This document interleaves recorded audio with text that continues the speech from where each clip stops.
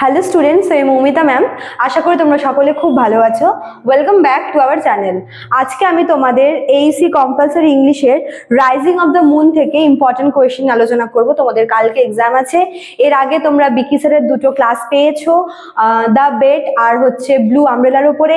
আমার একটা ক্লাস পেয়েছো আশা করি প্রোগ্রেসের উপরে। আজকে তোমাদের এই ক্লাসে তোমাদের লাস্ট টপিকটা দ্য রাইজিং অফ দ্য মুনের উপরে ক্লাস নেবো, ঠিক আছে? কয়েকটা ইম্পর্টেন্ট কোয়েশ্চেন বলে দেবো, ওগুলো পড়বে, কমন চলে আসবে। আচ্ছা, তো ক্লাসটা শুরু করার আগে বলে রাখি, যারা নেক্সট সেমিস্টারের জন্য আমাদের কাছে পড়তে চাও তারা আমাদের অফিসিয়াল নাম্বারে যোগাযোগ করে নিও। আমাদের অফিসিয়াল নাম্বার দুটো আছে, একটা হচ্ছে 6295916282, আর একটা হচ্ছে 7076398606। দেখো এখানে লেখা আছে, হ্যাঁ, নাম্বার দুটো। আচ্ছা চলো শুরু করে দিই। দেখো, the rising of the moon থেকে তোমাদের প্রথমে যেটা ইম্পর্টেন্ট সেটা হচ্ছে তোমাদের টাইটেলটা ভীষণ ইম্পর্টেন্ট। টাইটেলটা পড়বে। 2 নাম্বার তোমরা হচ্ছে যে রেক্ট ম্যান যে আছে, যে ছদ্মবেশে ছিল, তার ক্যারেক্টারটা তোমরা পড়বে, ঠিক আছে? Sketch the character of the ragged man in the play the rising of the moon. Sketch the character of the ragged man in the play the rising of the moon, এটা পড়বে। দুটা গেল। ফার্স্টে কি বললাম? টাইটেল। 2 নম্বরে বললাম হচ্ছে character of the ragged man. 3 নম্বরে তোমরা পড়বে হচ্ছে sketch the character of sergeant. সার্জেন্টের ক্যারেক্টারটাও কিন্তু ভীষণ ইম্পর্টেন্ট। আমি বলবো কোথাও গিয়ে রেক্ট ম্যানের থেকে সার্জেন্টের ক্যারেক্টারটা কিন্তু বেশি ইম্পর্টেন্ট, ঠিক আছে? 3 নম্বর গেল। 4 নাম্বার তোমরা পড়বে হচ্ছে ওদের মধ্যে যে ইন্টারঅ্যাকশনটা হয়েছিল, ঠিক আছে? Describe the interaction between the sergeant and the ragged man. ওই সার্জেন্টের সাথে ওই রেক্ট ম্যানের মধ্যে যে ইন্টারঅ্যাকশন, যে কনভারসেশন হয়েছিল, সেটা তোমরা অবশ্যই পড়বে।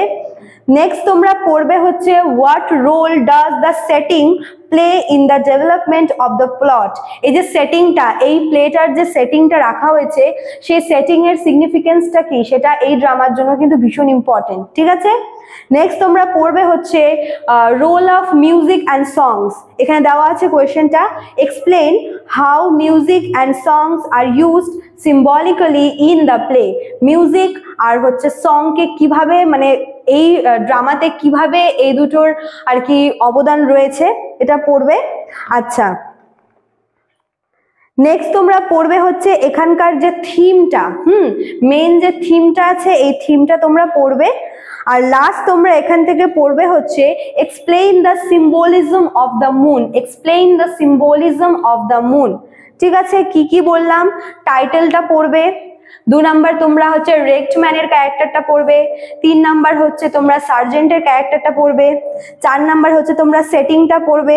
5 নাম্বার হচ্ছে ইন্টারঅ্যাকশনটা পড়বে রেক্ট ম্যান আর হচ্ছে সার্জেন্টের মধ্যে। নেক্সট তোমরা মিউজিক অ্যান্ড সংস, এই দুটোর যে ইম্পর্টেন্স বা সিগনিফিকেন্স এই ড্রামাতে, এটা পড়বে। আর লাস্ট তোমরা পড়বে হচ্ছে থিম পড়বে, তারপরে থিমটা যেটা সেন্ট্রাল বা মেইন থিম। আর লাস্ট তোমরা পড়বে হচ্ছে এখান থেকে সিম্বলিজম অফ দ্য মুন। চাঁদকে এভাবে কিভাবে দেখানো, এখানে কিভাবে দেখানো হয়েছে। তো এই কয়টা কোয়েশ্চেন পড়লেই কিন্তু তোমাদের রাইজিং অফ দ্য মুন থেকে হয়ে যাচ্ছে। এরবারে তোমাদের আর সেরকম কিছু পড়তে হবে না।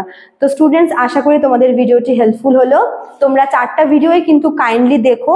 তোমাদের কালকে এক্সাম, তোমরা 4টার মধ্যে তোমরা ডিসাইড করে না যে তোমরা কোন কোনগুলো পড়বে। আমি আগের ভিডিওতেও বলেছি, এখানেও বলছি, ইউনিট 1 থেকে যে কোনো একটা খুব ভালো করে পড়তে হবে। আর একটা মোটামুটি জাস্ট আইডিয়া নিয়ে রাখো যে থিমটা কি বা ক্রিটিক্যাল অ্যাপ্রিসিয়েশন ইউনিট 2 এর ক্ষেত্রে সেম, ঠিক আছে? চলো আজকে এতটাই থাকলো, দেখা হচ্ছে নেক্সট ক্লাসে। Thank you.